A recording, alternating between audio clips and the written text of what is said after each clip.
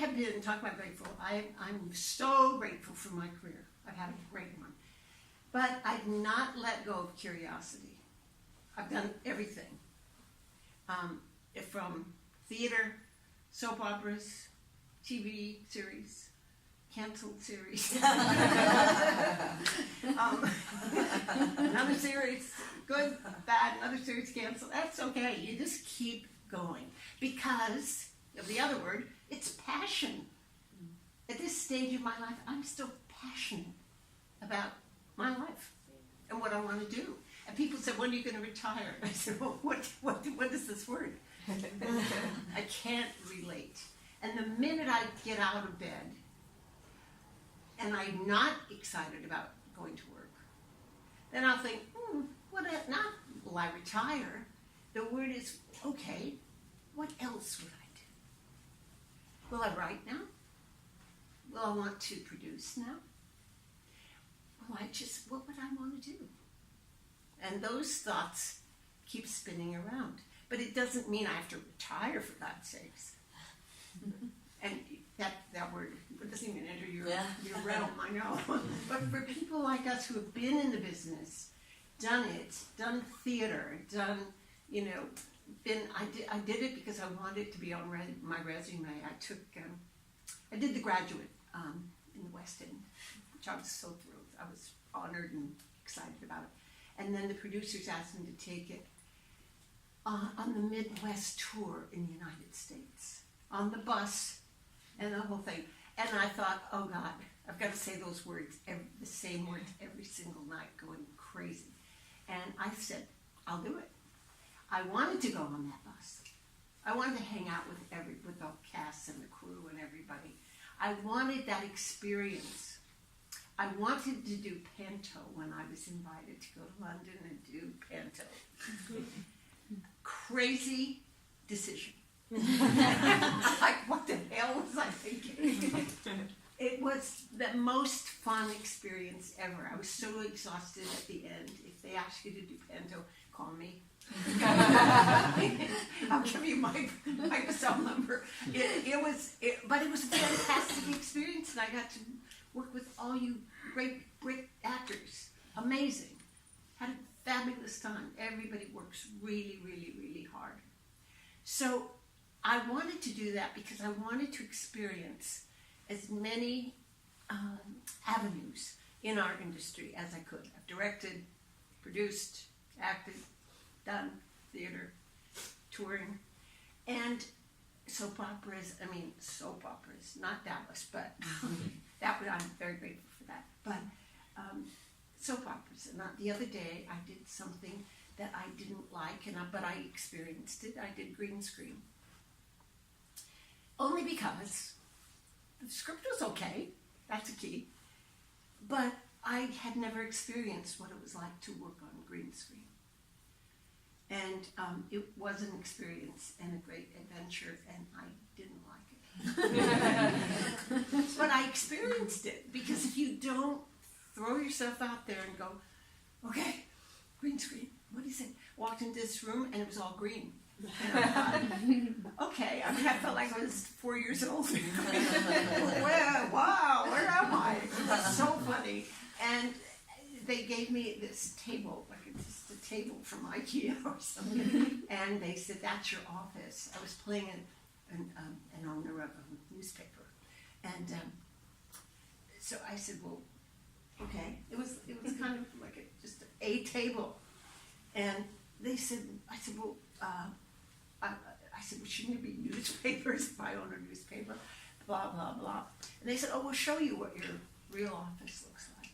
And they projected it on the green screen, and it was gorgeous. It was like glass, aluminum, kind of a cool, high-tech table, and plants, and I was on a big high-rise floor with the, beautiful skyline, and that's how they do it. I was supposed to be in North Carolina. Hilton Head Island is what it was called. And I was so shocked that that's how easy they can do it now. Shocked. Creatively, I didn't like it. We had 3 cameras, and it was for me. I chose not to do it again, but I did it. You know, we do it because that's what we do. So what the bottom line of all this stuff is that I encourage you to branch out. I haven't done that, haven't tried that, haven't written that, haven't directed that. What is it like to design costumes? What's it like to design a set? What's it like? And now you guys have so many wonderful opportunities. You've got the internet, and you've got YouTube, and you've got expansion, and you live in the most creative place on the planet for creativity, I think. I always tell people that, you know, you have a little sprinkle of fairy dust. Yeah, you really do. I mean, just the creativity. Every time I go there, I'm always blessed because I feel you guys have an extraordinary taste and creativity, and you're different. You're not kind of ordinary. And the best, for me, lately, the best television is comes from you. So, questions. Yeah. I could go on, just keep chatting on, but I'd love to hear. This is what I have to say. But what would you like if I can answer those questions? I'd be thrilled to if I can. I've got one. It's a bit of an odd one, though. An odd one. Yeah, I just we need like you the odd ones. I just wanted to hear this from your lips. You mentioned earlier that you were in The Graduate. Yes. Is it true that those are your legs on the poster? Yes. I read that somewhere. I thought I need to know whether that's true. Well, I did that. I mean, when the film came out, which was I don't know, that's a long time. I don't know, it was a long time ago. And I was hired as a model, and I worked with this photographer. And he said, "Can you come into the studio today? I need your legs." Okay. And I said, "Okay, I'll be there. What is it for?" He said, "I don't know." He said, "It's a movie poster, I don't know." And so I went in and I did the stockings, did this, and he paid me $25. 12.15 leg. And that was it. And then all of a sudden, like years, I didn't think anything of it, honestly. And years later, literally years and years, they called me from the Gilgood Theater and said, "Would you like to come and do the play Mrs. Robinson in The Graduate? Who would not want to play that?" I said, "Yes, I'll be there. I'll bring my legs. That's it." You're right. They were my legs. Yes. I have a question. Yes. When you're reading scripts, I'm sure you know all of them, what is it you look for? Like, what's the kind of... What is it? Say. You look for, like, what is it that makes you go, yes, I'm going to do that because of that script or something? Well, for me, the script is the key. If you don't have a good script to begin with, for me, it's hard to cut and paste and try to make it. It's got to be a good script. It's got to sing right away for me. And I look at the big picture. I have to read it first, just to read it and see if it moves. And then if they've offered you a particular role in that particular script, then you kind of like focus on that character. Now I always go for the dysfunctional woman somewhere. Because I find them more interesting. Because there's always some kind of something inside. It's just a little bit more appealing to me. It's like, ooh, she's really yummy. I like to see how much yummier I can make her. Because when I was playing with Sue Ellen, first of all, she was never to be important at all. And but I thought, okay, she has a choice. She can be a bitch, end of story, or let's make her interesting. Let's make her be vulnerable. She can still be a bitch, which I loved. But none of us in the room are one note. We're more interesting than that. We're this one here, this one there, another thing here, this totally schizophrenic, and we love it. So That's what I look for. I look for interesting characters. It's always about the character that you can take and go, ooh, what can we do with that? What can we do? And so for me, it's always the script. Then it's the character within that script. Because if it's a rubbish script and you got a great character in there, little tricky. And then you get a good director, kind of pulls it all together, and you know you got a good little bundle there. Yes. What was it like for you when you was filming Dallas? What was it like to film Dallas? It was heaven. First of all, the cast, which is another thing that's very important. The cast was extraordinary, and they were professional, and so there was no nonsense there. You came to the set, you knew your lines. That's another thing when you're an actor. You know, we have a job. Everybody has a job. You're either an electrician, or a grip, or a director, or music, sound, whatever you are. You're important on that set because we're a tribe. This great tribe, fun, wonderful, creative tribe. And we all work together. So it's not like, oh, this person is the star or this one is this. In my world, everybody is so important. You can't do one without the other one. So filming Dallas was at a time where it was much different. Like for instance, the Who Shot JR episode, it could not be done now because of social media. Because that secret could not be held. Somebody would know.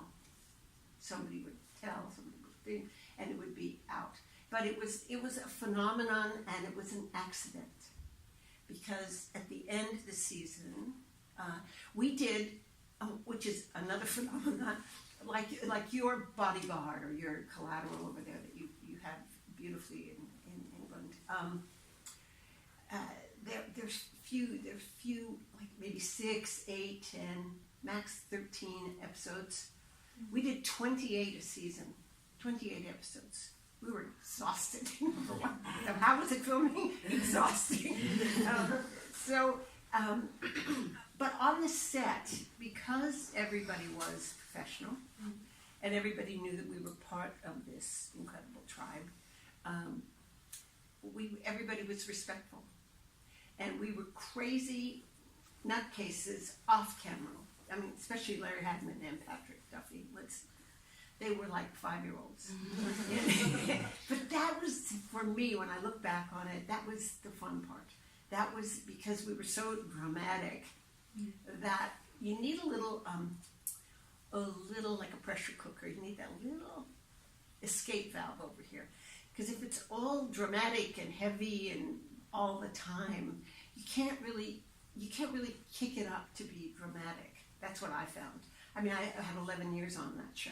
So we had so much fun. And then the poor directors, God bless directors, they came onto our show and they would walk in and we would be doing stupid things. Like Larry would have a little bubble pipe that you blow and bubbles go all over the place. And you could just see the director going, I am never going to get this shot. Never. These are children. Or he'd be on like, a scooter, like a scooter running around, and they'd say, where is he? And he'd say, oh, he's on the scooter somewhere. Like, what's happened? So my heart went out to the directors who were trying really to do a lovely job, and they did. But I think a little bit of that, so that on camera and off camera become separate. So it's like, but when they say, for us to be ready and action, it was a whole different thing. We snapped into character because we weren't living it all the time. We were just like, bam, on it. And sometimes it would take one take.